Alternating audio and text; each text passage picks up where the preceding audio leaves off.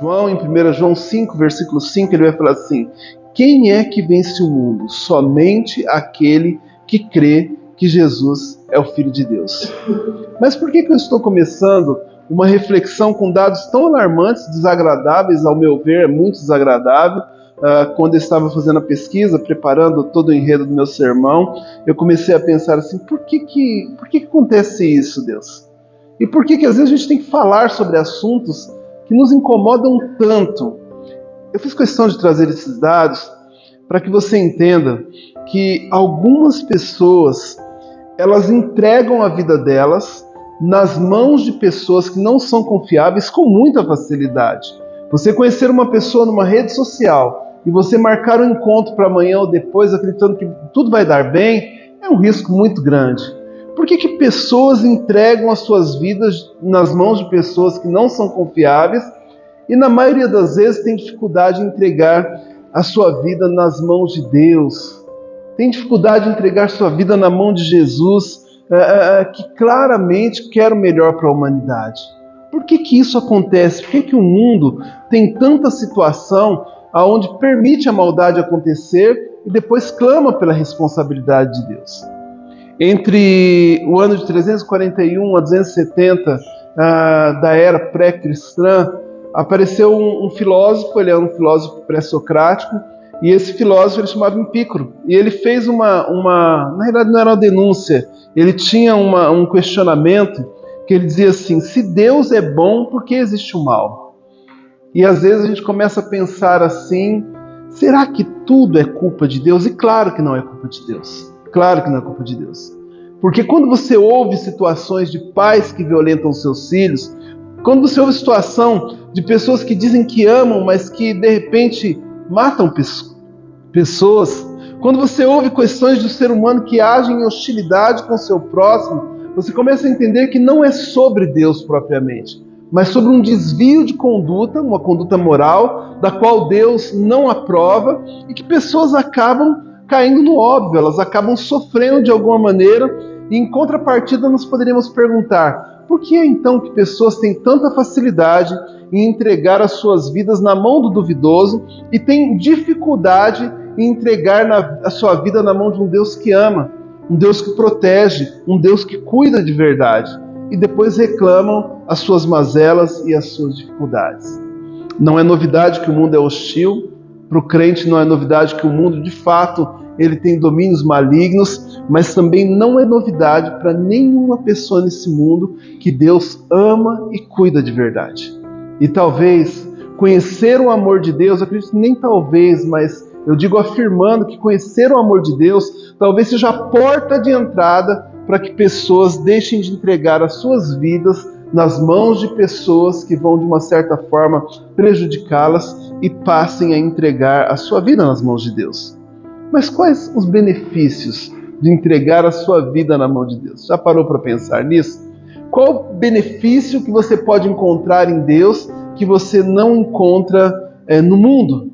E aqui eu quero tratar com vocês alguns tópicos bem básicos. Talvez você já saiba disso. Minha intenção não é ensinar coisa nova para você, mas é lembrar que de fato Deus cuida e ama, e alguns fatos podem nos levar a repensar nisso. O primeiro é que uma das coisas que o mundo não pode te dar e que Deus pode te dar é a paz que o mundo não tem a mínima condição de te dar. Não tem a mínima condição. Todo ser que já pisou neste mundo, em algum momento, ele clamou por paz ou ele desejou com toda intensidade ter paz na vida. Talvez uma das frases que todos um dia já tenham repetido, estando nervoso ou não, tenha sido a paz. Por favor, me deixe em paz. Ou então assim: o que eu só quero hoje é a minha cama, eu só quero paz. Já viram? Talvez você já tenha falado essa frase. E aí, quando nós ouvimos sobre isso, a gente pergunta assim: mas que paz que nós realmente queremos? Certa vez, os discípulos estavam preocupados. O texto diz que eles estavam, de uma certa forma, atemorizados. E aí Jesus olha para eles, João relata isso em João 14, 27. Jesus fala para eles assim: olha, eu vou deixar-vos a minha paz eu vos dou, e não vou lá dou como o mundo dá. Portanto, não se turbe o vosso coração. E esse texto, ele acontece num discurso onde Jesus olha para os seus discípulos e fala assim, olha, não fiquem com o seu coração perturbado, creiam em Deus, creiam também em mim. Na casa do meu pai existe muitas moradas ou muitas moradias, e se não fosse assim eu diria para vocês. Portanto, fiquem tranquilos, vocês não estão caminhando para o lugar errado. Vocês estão caminhando para um lugar sólido onde paz existe, mesmo que hajam situações de dificuldades. E uma coisa bem interessante é que esse tempo era um tempo onde as pessoas prometiam paz, mas elas davam guerra. Você vê que é um período de guerra, e aí a gente vai falar um pouco sobre Roma, sobre o período que Roma vence aquela situação do domínio grego, e você vai observar que todo conquistador, ele prometia paz e ele distribuía guerra para as pessoas. Você vai perceber que as religiões que se formavam naquela época, elas prometiam paz, mas elas manifestavam ódio e manifestavam sede de poder. No tempo de Jesus, as próprias religiões daquele momento perseguiam Jesus e perseguiam com ódio, e o ódio foi tão grande que essas pessoas foram capazes de levar Jesus à cruz do Calvário. E aí às vezes a gente fala assim, tá, mas e da onde que a gente vem paz? Será que o governo não deveria dar paz para a gente? Será que de repente ir para um spa não deveria dar paz para a gente? Será que de repente a gente pegar e fazer algo tão agradável que a gente consiga sentir aquele ambiente, vamos colocar, de meditação, será que não deveria dar paz para a gente? O mundo sempre tentou buscar paz onde não existe paz, mas o mundo não consegue produzir paz. Entenda isso. O mundo não consegue produzir paz. Tudo que você consegue de paz com aquilo que o mundo promove é temporário. O seu dinheiro não consegue te produzir paz. Entenda isso. Um bom livro, ele talvez vai te dar um descanso, mas ele não consegue produzir paz na sua vida.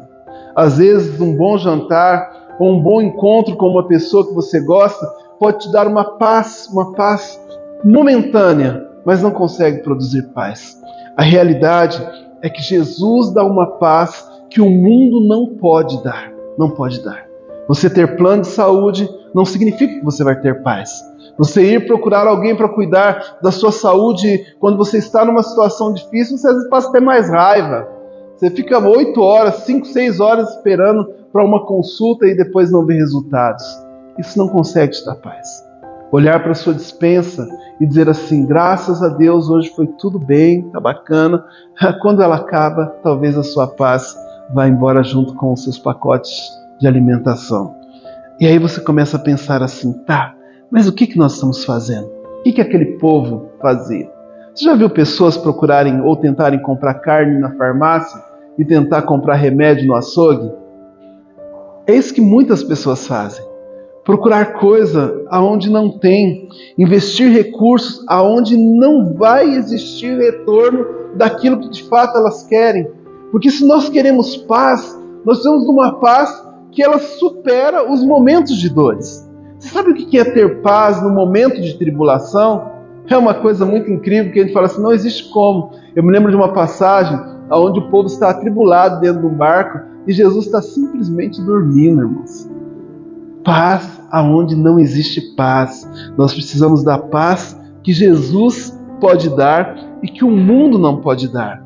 Então, se você precisa, de fato, entender que a paz é uma premissa na sua vida, você precisa também, de fato, entender que você precisa de Jesus. Você precisa de Jesus. Não há paz fora de Jesus. Mas existe um segundo benefício que eu quero compartilhar com você, que ele está atrelado a esse amor que nos une, que é o amor que o mundo não pode dar. Vocês já pararam para pensar que o mundo não pode produzir amor e te dar? E que os amores, os afetos, ou talvez desafetos que a gente, de uma certa forma, tenta intitular de amor, nem sempre é amor. O apóstolo Paulo relata isso a uma igreja, a igreja de Coríntios, na sua segunda carta. A primeira carta, Paulo vai para Coríntios e existe uma discrepância, o povo talvez nem quisesse ele lá. Paulo vai e desce a lenda, pessoal. Na segunda carta, Paulo vai falar um pouco mais incisivo com aquele povo, dizendo assim, vocês precisam aprender lições básicas. E em Coríntios você vai encontrar o texto específico, vai falar exatamente sobre amor. Sobre amor. Você vai observar que Paulo vai falar sobre doutrina, Paulo vai falar sobre dons, e logo depois que ele fala sobre dons, sobre a necessidade dos dons, ele vai falar assim, você pode ter todo quanto é tipo de dom, mas se você não tiver amor, olha, é como um sino que ressoa no metal e só faz barulho. Ele está dizendo assim, você pode ser até uma igreja barulhenta, mas isso não quer dizer que você é uma igreja que ama. Que é uma igreja que ama. E isso deveria falar aos nossos ouvidos nos dias de hoje. Mas Paulo, em 2 Coríntios 5, 14, 15, ele vai falar o seguinte, o amor de Cristo, ele nos constrange. E eu acho isso muito incrível, porque ele vai falar por que é que o amor de Cristo nos constrange. Ele vai dizer, julgando isso, que se um morreu por todos, logo todos morreram. E ele morreu por todos, para que todos os que vivam, não vivam mais para si, senão para aquele que por eles morreu e ressuscitou. E aí eu consigo enxergar o que de fato é amor. Você pensa numa igreja que foi plantada por Paulo, Atos 18, de 1 a 18, vai falar sobre essa igreja, a igreja de Corinto. Paulo amava aquela igreja, porém aquela igreja não amava Paulo. E o assunto aqui é amor. Após ele instruir alguns pastores, alguns líderes, ele continua o seu ministério apostólico e as notícias que chegam para Paulo a respeito da igreja de Corinto não era uma notícia boa. Olha que coisa curiosa, Paulo ele escreve uma carta e dentro dessa situação ele vai ensinar coisas básicas para aquela igreja. Ele vai ensinar que, olha, a ceia não é comida e bebida para que encha-se a barriga e para que você, de uma certa forma, esqueça que você tem irmãos ao seu lado. E lá na igreja de Coríntios acontecia isso. Paulo vai ensinar assuntos básicos como esposa, seja submissa ao seu marido. Coisas básicas como, olha, esposo, ame as suas esposas como Cristo amou a igreja. Coisa básica que todo crente deveria saber. Ele vai falar sobre questões de cônjuge, ele vai falar assim, olha, vocês estão indo no caminho errado, vocês estão sendo uma igreja barulhenta que não ama, uma igreja famosinha que não ama o próximo. Ele está dizendo assim, olha, o povo tem dificuldade em amar porque ele procura amor aonde não existe. E aí ele diz assim, olha, se você de fato quer amar, se você quer experimentar o amor, você tem que deixar de viver a sua vida e viver a vida de Cristo. Viver a vida de Cristo. Há 2 anos aproximadamente, acredito que 2 anos está fazendo, nós tivemos uma eleição, foi a última eleição, e essa eleição ela foi vencida com uma frase que todos lembram, que era assim, o amor vai vencer. Vocês lembram disso? Estou falando alguma besteira, uma coisa esquecida? De fato, aquela eleição, ela teve a questão do vencimento, mas o jargão ele não se perdeu no meio do caminho. Irmãos, olha, não é intenção minha falar sobre política, mas eu quero que você abra os olhos. A frase que concluiu essa eleição era o Brasil voltou e o amor venceu. O amor venceu. Agora eu gostaria de fazer uma pergunta para você. Independente de quem é a sua preferência político-partidária, você se sente amado por esse governo? Você se sentiu amado por algum governo na sua vida alguma vez? Porque eu não estou falando aqui de política esquerda ou de direita. O fato é que você nunca vai se sentir amado por um governo. E você não vai se sentir por um só motivo. Porque não existe produção de amor ali, irmãos. Não adianta procurar coisa onde não existe. Não adianta procurar, vamos voltar ao assunto, não adianta procurar remédio no açougue e procurar, de repente, carne na farmácia. Eu quero que você entenda e procure entender que as possibilidades de ser amado por alguém que, de forma tirânica, quer tirar aquilo que você tem, ela é muito mínima. Espere das pessoas aquilo que as pessoas podem te dar. Espere de Jesus aquilo que Jesus pode te dar. E assim, olha, Jesus não ama de discurso. Jesus ama com ações. O amor de Jesus nos constrange porque de fato ele não é uma promessa, ele é um fato. É dispensar sobre isso, irmãos. É dispensar sobre isso. A minha ideia aqui não é crítica político-partidária. É que você enxergue que às vezes você é enganado, às vezes nós somos enganados porque nós ouvimos apenas aquilo que nós queremos ouvir, mas não vamos de encontro com aquele que de fato pode nos dar aquilo que nós precisamos. Portanto, é importante você entender que uma das coisas que o mundo não pode te dar é o amor que de fato vence o mundo, porque apenas Jesus pode te dar. Mas existe um terceiro benefício que eu quero compartilhar com você, que também o mundo não pode te dar, que é a esperança. A esperança que o mundo não pode produzir ou não pode dar para você. E aqui eu não estou falando de uma espera, eu estou falando de esperança. E também não estou falando daquela que é a última que morre. Porque às vezes quando nós falamos sobre esperança, falamos assim, olha, a esperança é a última que morre. Não, eu estou falando daquela que mesmo depois da morte ressuscitou. Eu estou falando de algo que pode de fato nos dar esperança, não apenas nessa terra, mas em toda a vida e depois dessa vida. O apóstolo Pedro, ele escreve sobre isso, eu acho muito lindo, talvez um dos textos que mais me chamam a atenção quando se fala de esperança, em 1 Pedro 1, 3, 5, quando ele fala: bendito seja o Deus do nosso Senhor Jesus Cristo, nosso Pai e Senhor Jesus Cristo, que segundo a sua grande misericórdia nos gerou de novo para uma viva esperança pela ressurreição de Jesus Cristo dentre os mortos, para uma herança incorruptível, incontaminável, e que não se pode se murchar, guardada nos céus para vós, que mediante a fé estáis guardadas na virtude de Deus, para a salvação já prestes para revelar no último dia. E aí ele está falando de uma esperança que ela não é morta.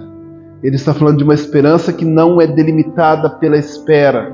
Ele está falando de uma esperança que ela não é decidida pela morte ou que ela se acaba na morte. Ele está falando de uma esperança viva, uma esperança que de fato ressuscitou para mostrar que nós temos uma esperança de viver com Cristo na glória. E aí, eu gostaria que você parasse para pensar, você já pensou sobre para que serve uma esperança morta? Uma esperança que só promete, promete, promete e que nunca, de forma alguma, em hipótese alguma, ela nos dá certeza de que acontece. Uma esperança que não tem provas, porque a prova de Jesus, ela é muito viva. Ele viveu, ele morreu e ele ressuscitou.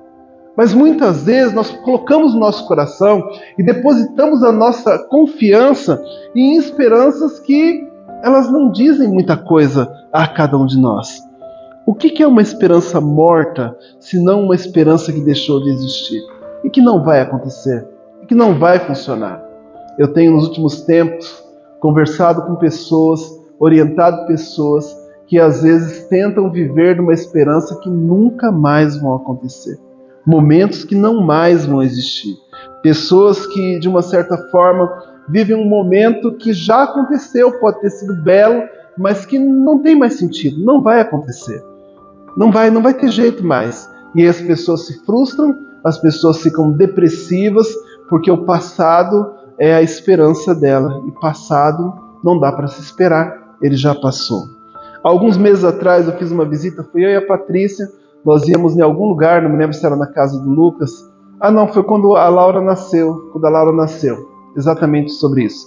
A gente estava esperando ali no centro da cidade para poder visitá-los, e aí começamos a dar algumas voltas em alguns lugares que era dali do centro de São Paulo, e visitamos uma galeria bem antiga, nós passamos lá na Galeria do Rock, ela atravessa de uma rua para um outro, e aí nós começamos a olhar naquelas lojas, e nós começamos a ver algumas pessoas que tentavam fazer os seus ídolos continuarem mortos, e eu até comentei com a Patrícia, o povo vive no passado tentando fazer os seus ídolos viverem no presente, e os seus ídolos já não estão mais aqui. E eu falei assim, olha que coisa curiosa, porque isso não é uma característica deste povo. As lojas vazias, eu vou usar um termo que ele parece meio estranho, mas cheirava tristeza, você enxergava tristeza, porque cada cartaz que você via tinha um defunto, ou alguém que pelo menos já tinha morrido, e o povo está falando assim, olha, fulano não morreu, ciclano não morreu, Elvis não morreu. Eu estava nessa semana vendo um vídeo desses de teoria da conspiração, que eles falam que Elvis não morreu, Rainha Elizabeth não morreu, eles apenas foram transportados para um outro lugar, e esse outro lugar é um lugar onde, de uma certa forma, está fora do nosso planeta, mas está dentro do nosso planeta, de vez em quando eles são vivos. As pessoas enxergam coisas que não existem porque elas não querem, de fato, deixar os seus ídolos morrerem. Mas sabe qual que é o problema? Algumas pessoas também vivem isso e deixam de viver o presente. Algumas igrejas vivem de passados e dos seus ídolos do passado. Alguns partidos Partidos políticos vivem dos seus ilustres. Alguns times de futebol vivem da glória do passado. E isso é muito perigoso, porque alguns crentes vivem da glória do passado e deixam de viver o presente. E quando nós vivemos da glória do passado e deixamos de viver o presente, nós deixamos de ter esperança, porque a esperança ela não pode ser postulada no passado, porque ela já passou. E é aí que a coisa é incrível, porque Jesus nos dá uma esperança viva. É uma esperança que sempre aponta para o melhor à frente e para o melhor agora. Uma esperança que não pode ser derrotada pela morte. Uma esperança que não pode ser derrotada, às vezes, pelo infortúnio da vida. Uma esperança que, por mais que você tenha dificuldade, você sabe que em Cristo você vai alcançar, porque a esperança é Jesus. O mundo não pode dar esperança, porque só Jesus é a esperança que o mundo precisa. Vocês já pararam para pensar? Se hoje estamos vivos, e Paulo fala sobre isso, é porque Deus nos tem sustentado. E se amanhã não estamos mais aqui, é porque Ele tem nos levado para perto dEle. Não há desespero para o crente, nem na vida, nem na morte. Não há desespero para o crente dentro da tribulação, ou talvez dentro da alegria. Não há desespero para o crente, porque o crente tem nele a esperança viva. Ele ressuscitou, irmãos. Ele é a vida eterna. Ele é o eterno. Ele é a esperança que de fato nos ama. Isso tem que estar bem claro para cada um de nós. Mas existe um quarto benefício que eu quero compartilhar com você. Algo que o amor de Deus pode dar, mas que o mundo não pode dar. Que é a salvação que o mundo não pode te dar. O mundo não pode te dar salvação. Em hipótese alguma. O apóstolo Paulo, ao escrever para Roma, ele afirma que Deus nos mostrou o quanto nos ama, que Cristo morreu por nós quando ainda estávamos em pecado. E olha, isso fala muito. Deus nos amou, ou nos mostrou o quanto nos ama, e Cristo nos morreu quando ainda vivíamos em pecado. Vocês já pararam para pensar sobre isso? Vocês já pararam para pensar que Paulo estava falando a uma igreja que era plantada em um lugar que o amor tinha um outro significado? Hoje, quando arqueólogos fazem as suas expedições e que eles fazem lá no local onde acontecia, ali no Oriente, eles relatam que um dos lugares mais promíscuos que existia naquele pedaço era Roma. Ali, amor tinha um outro significado. Amor significava promiscuidade, significava orgias. Quando Jesus apresenta o amor, quando Roma experimenta o amor, eles têm um bug. Eles falam assim, mas como assim? Isso de fato é amor? Os governantes de Roma eram adorados em meio às suas promiscuidades. Os deuses eram cultuados em liturgias sexuais. Se você começar a analisar bem e for ver a história de Roma, você vai observar assim, como que aquele povo entendia o que era amor? Mas será que aquilo de fato era amor? Será que uma vida desregrada, como nós vemos nos dias de hoje, de fato é amor? Olha, irmãos, cada vez mais nós, se já não passamos, eu vou falar aqui a nível apenas da cidade de São Paulo. Cidade de São Paulo, vou pegar São Paulo e Rio de Janeiro. Se nós já não passamos do que Roma fazia, nós estamos bem perto. Mas eu acredito que já esteja superado em muita situação. Se nós, de alguma forma, não fizemos pior, e quando eu falo nós, eu não estou falando nós igreja, tá? Estou falando nós, população, se não fizeram pior do que Sodoma e Gomorra, já está bem perto, mas eu acredito que já tenha passado nas suas atrocidades.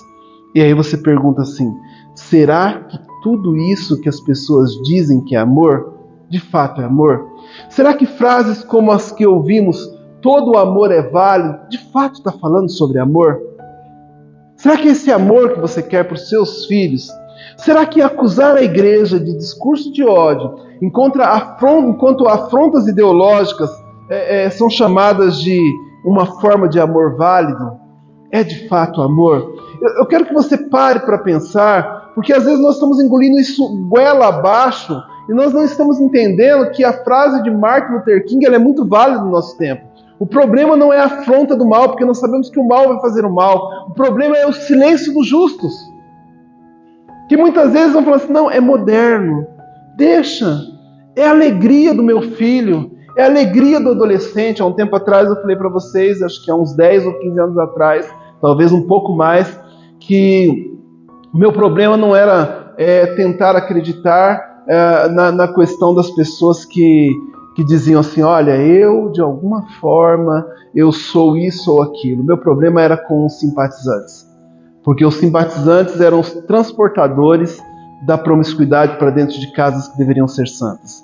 Então você coloca lá assim, olha, LGBTQI, não sei o que lá mais, lá, ou alguma coisa assim, que eu não tenho noção clara sobre a situação, e você fala assim, tá, qual que é o perigo para uma casa sadia?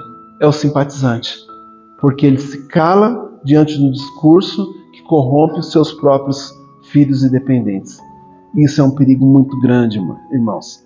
Será que, se você olhar para uma dessas situações de pessoas que falam que estão te amando, ou que dizem que o amor venceu, se você... Olha, eu vou tentar te explicar isso dentro de um ponto bem claro. Será que apenas um desses, nós não precisamos de mais, nos milhões que existem, que declaram essa mesma situação, essa mesma frase, somente um teria coragem de dar um filho para morrer por você, mesmo sendo você a pessoa mais santa deste mundo? Será que fariam isso? Será que essa história de que o amor venceu, de fato venceu? Será que alguma dessas pessoas dariam de fato um filho para morrer pela pessoa mais santa do mundo? É claro que não, irmãos.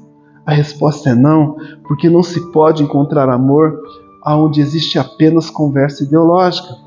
Não se pode encontrar amor onde não existe amor. Porém, Deus nos dá amor e o faz de graça. Faz de graça. Um dos versículos que mais me comove dentro dos textos bíblicos é João 3,16, quando diz que Deus amou o mundo de tal maneira que Ele deu o seu Filho unigênito, seu único Filho, para que todo aquele que nele crê não pereça, mas tenha a vida eterna. Irmãos, eu já citei esse versículo dezenas ou talvez centenas de vezes. E eu não quero que você apenas ouça essa afirmação, mas eu quero que a minha oração, ou melhor dizendo, a minha oração, é que ela provoque um rebuliço no seu coração. Porque eu sei que a minha fala não consegue fazer isso. Não consegue fazer isso. Mas o Espírito Santo de Deus, ele pode tocar de tal maneira no seu coração, ao ponto de você entender que você era um pecador quando ele te resgatou do mundo. Que ele te amou de tal maneira que ele deu um Filho Santo para morrer por um pecador. Que ele tocou, ou melhor dizer, ele trocou a vida de Jesus pela minha morte. Isso é muito sério. Não é um assunto vendido às traças. Não é uma frase de promessa. Não é uma declaração de que o amor venceu. É uma verdade de que o amor de fato venceu o mundo porque ele está em Jesus. Eu não tenho poder para te fazer entender isso. Mas eu tenho plena convicção de que o Espírito Santo pode tocar no teu coração e te fazer entender isso. Essa semana, só para você ter uma ideia, como que esse mundo está, ou a situação que ele está, eu estava descendo da minha casa, estava na porta de casa, abri o carro e fui afastando um pouco para frente. Então, ao invés de sair para vir no sentido contrário do fluxo da rua, eu fui um pouquinho mais para frente, peguei meu celular, estava andando, e de repente passou um carro, era um Onix branco, e aí a pessoa que estava dentro do carro, ela tentou pressionar ou tentou me imprensar entre o meu carro e a ponta do carro dela. E não foi um fato que eu possa dizer assim, olha, a pessoa se descontrolou ou ela fez sem querer. Ela fez querendo. Eu posso dizer sem sombra de dúvidas que aquela pessoa tentou me atropelar, e isso para mim é crime doloso, dentro de um contexto de lei. Então vamos só pensar dessa maneira.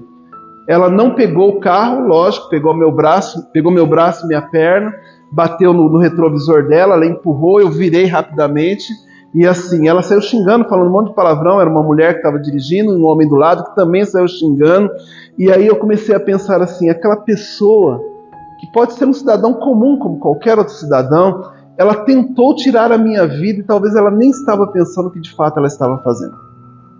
Porque depois que ela visse o resultado, se de fato ela conseguisse pressionar a minha perna, ou me derrubar, ou passar por cima, e eu não estou sendo, irmãos, exagerado. Eu não acho que uma pessoa que te bate o carro de lado e sai te xingando, ela não tentou passar por cima de você. Não dá, não cabe na minha cabeça que aquela pessoa fez sem querer. E aí eu comecei a pensar assim, essa pessoa talvez nem esteja pensando, ela só está no automático. Que uma atitude hostil poderia tirar um pai de uma família, poderia deixar filhos órfãos. Simplesmente ela foi e passou. Conversando com o Lucas a respeito disso, ele falou, pai, o mundo está tão hostil que existe uma moda agora das pessoas que elas estão matando e deixando o corpo só para as pessoas verem para virar notícia.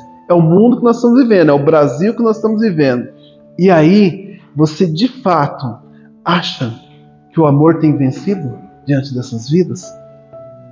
O mundo está hostil e você precisa enxergar que o mundo precisa de Jesus. Isso não é um papel do mundo. O mundo não vai produzir amor.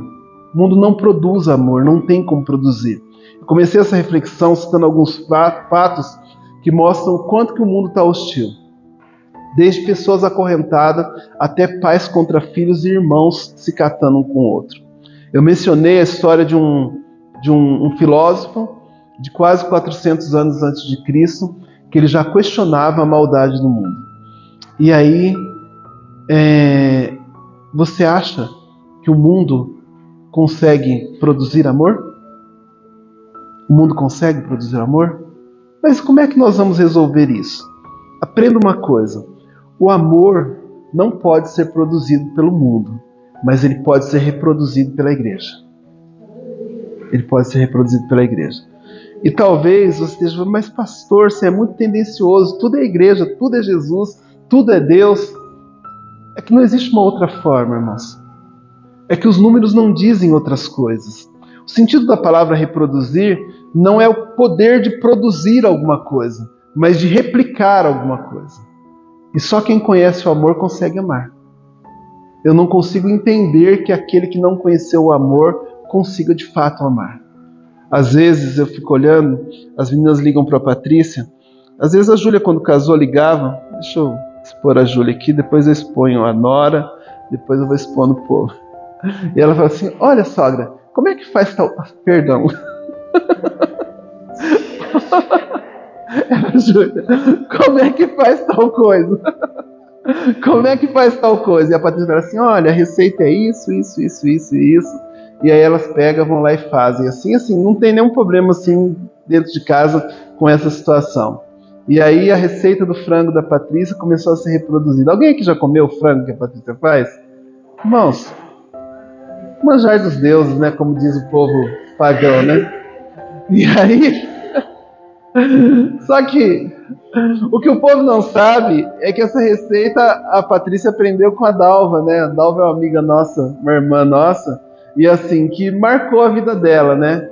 Quando eu conheci a Patrícia, a primeira coisa que ela me deu para comer, fui visitar a casa da Patrícia, aquele jovem humilde do interior, e a Patrícia fez o frango dela assim e falou assim, olha, tem muita coisa não, é cebola queimada, caramelizada ali, mas uma comidinha humilde para você. Irmãos, depois daquele frango eu nunca mais fui a mesma pessoa, não teve mais jeito na vida.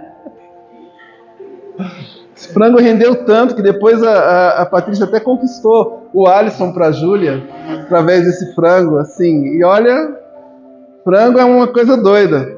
E assim, mas não foi ela que inventou, mas ela reproduziu. Hoje o Lucas faz, a Júlia não sei se faz, Júlia? Não? Então algumas pessoas vão fazendo por aí. Mas o fato é que não foi original, foi reproduzido. Agora, uma coisa bem interessante é que vamos voltar para o nosso assunto, diante desse mundo que está tão bagunçado, como é que nós fazemos para de fato reproduzir amor? Como é que um crente pode ser a voz de Deus? Como é que um crente pode ser a carta viva que vive nos nossos dias hoje, reproduzindo o amor de Deus para um mundo tão hostil? Para um mundo que tenta atropelar pastor na rua, para um mundo que leva as suas namoradas carregando a acorrentada pelo pescoço e joga numa vala, para um mundo onde pais pegam filhos e violentam, onde filhos violentam pais.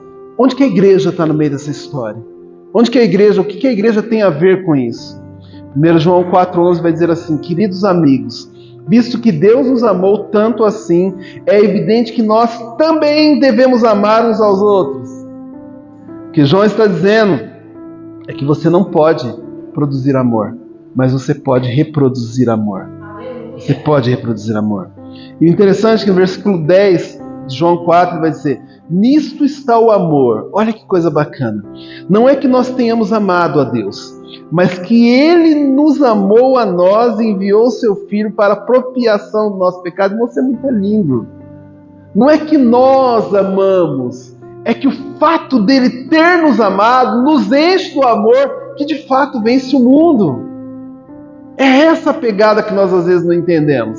E porque não entendemos, nós passamos a querer duas coisas: produzir amor de nós mesmos, então nós supervalorizamos o nosso amor, e esperar amor da onde não vem amor. E aí nós percebemos que a frustração vem no lugar do amor. Só Deus pode dar amor. E nós, quando o recebemos, podemos distribuir este amor ou repetir aquilo que Deus fez com cada um de nós. E aí nós perguntamos, né? Talvez a pergunta de Empícoro, né? O dilema de Empícoro fique batendo na nossa cabeça, né? Por que existe tanta violência? Por que tanto ódio? Por que tanta guerra? Argumentar que o mundo é assim não é uma mentira, mas aceitar que o mundo continue assim para a igreja é uma derrota. O mundo de fato é assim. Não quer dizer que a gente tem que aceitar que seja assim.